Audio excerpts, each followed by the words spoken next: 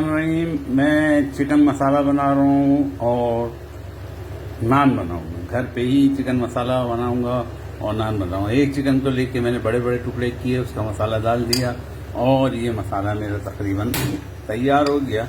इसमें टमाटर अभी ऊपर से डालूँगा और हरी मिर्ची। मैं इसकी ट्रिक ये बता रहा था कि मसाला कब तक पकाना चाहिए। मसाला जब तक पकाना चाहिए जब तक आपके नीचे लगे नहीं, और जब नीचे लगने लगे भून जाए अच्छी तरह तो आप इसको इस किस्म के कबीर से नीचे से इसको खुरेदते रहें ताकि आपका मसाला जले नहीं। ये चिकन मसाला देखिए भुनने से कितना खूबसूरत कलर आया और पक भी गया है, ज़बरदस्त हुई है।